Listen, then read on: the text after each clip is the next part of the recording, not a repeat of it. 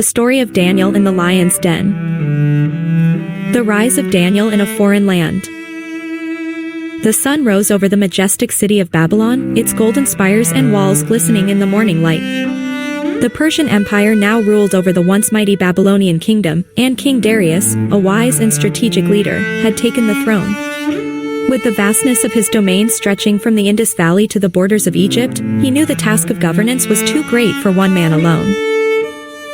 To maintain order, Darius appointed 120 satraps, provincial governors, throughout his realm. Over these satraps, he established 3 administrators to ensure accountability and efficient management. Among these 3 was Daniel, an elderly Jewish man of extraordinary wisdom, integrity, and discernment. Though a foreigner and a captive from the days of King Nebuchadnezzar, Daniel had distinguished himself over decades with his exceptional character. Darius quickly noticed that Daniel had an excellent spirit in him, a rare quality not born of ambition but of unwavering faith in God. Within months, Daniel's reputation outshined the other officials. His keen mind, honest judgments, and tireless work ethic made him the favorite to be appointed over the entire kingdom. This incited deep jealousy among the other administrators and satraps.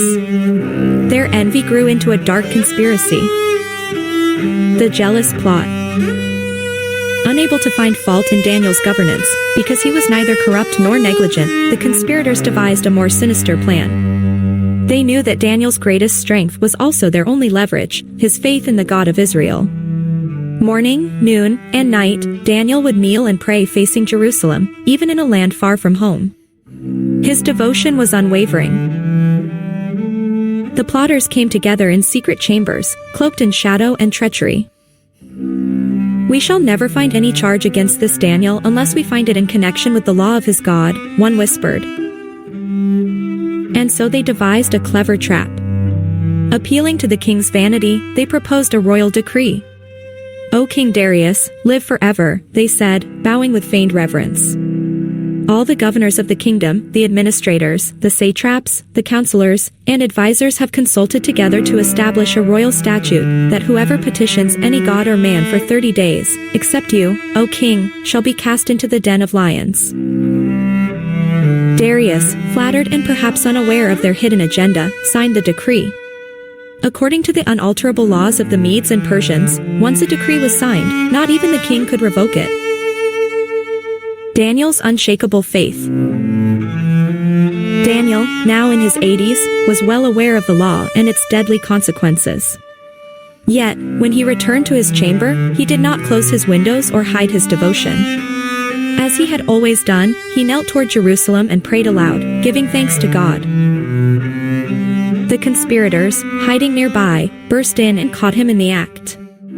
Their trap had worked. They immediately reported him to the king.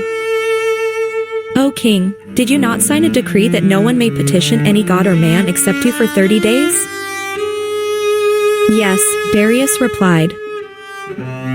"Then know, O king, that Daniel, who is one of the exiles from Judah, pays no regard to you or your decree. He prays 3 times a day." Darius was deeply troubled. He realized he had been deceived. All day he labored to find a way to rescue Daniel. But the law was irrevocable. At sunset, the conspirators returned to the king. "Know, O king, that the law of the Medes and Persians cannot be changed." Darius, with a heavy heart, commanded that Daniel be brought forth. As Daniel stood calmly before him, the king said, "May your God, whom you serve continually, deliver you." Then Daniel was lowered into the den of lions. Into the den of death. The mouth of the den was sealed with a large stone and stamped with the king's signet ring and the seals of the nobles, ensuring that no one could rescue Daniel in secret. Inside the den, the air was thick with the scent of wild beasts. The lions, massive and ravenous, stirred at the scent of man. Their golden eyes glowed in the dim chamber, their breath steaming in the cool night air. Daniel stood amidst them, surrounded by death. Yet he felt no fear. He raised his eyes to heaven and whispered prayers of faith. Suddenly, a brilliant light appeared in the den, and an angel of God descended. With a calm authority, the angel stood between Daniel and the lions, and the beasts fell still as lambs. Their growls ceased, their jaws shut tight. Daniel sat peacefully in the company of the mighty creatures, untouched and unharmed. Outside the palace, Darius spent a sleepless night. He refused entertainment and food. At the first light of dawn, he rushed to the lion's den and cried out with desperation, "Daniel, servant of the living God, has your God, whom you serve continually, been able to deliver you from the lions?" From within, a calm voice echoed, "O king, live forever. My God sent his angel and shut the lions' mouths, so they have not hurt me, because I was found innocent before him. And also before you, O king, I have done no wrong." Darius was overwhelmed with joy. He immediately ordered Daniel to be lifted from the den. Not a single wound was found on him, because he trusted in his God. Justice served. With fury, the king turned on the conspirators. The wickedness of their plot had endangered the life of an innocent man and exposed the manipulation of royal authority. By the king's command, the very men who had accused Daniel, along with their families, were cast into the den of lions. Before they even reached the bottom, the lions overpowered them and crushed their bones. Thus was justice served. The decree of the king. King Darius, awestruck by the power of Daniel's God, issued a decree to all the peoples, nations, and languages dwelling in all the earth. Peace be multiplied to you. I make a decree that in every dominion of my kingdom, men must tremble and fear before the God of Daniel. For he is the living God, and steadfast forever. His kingdom is the one which shall not be destroyed, and his dominion shall endure to the end. He delivers and rescues, and he works signs and wonders in heaven and on earth.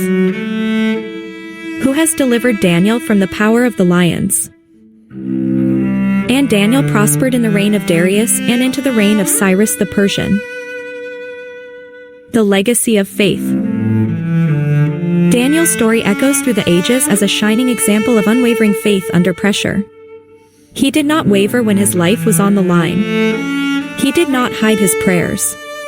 He did not compromise his beliefs. And in the midst of roaring lions, he found peace, because his trust was not in kings or laws, but in the living God. His story teaches that integrity matters, even when no one is watching. Courage and faith is stronger than the fear of death. God is able to deliver those who trust in him. Evil may prosper for a time, but justice will prevail. Daniel didn't choose the lion's den, but he chose obedience. And in doing so, he inspired kings, changed kingdoms, and glorified God before the entire known world.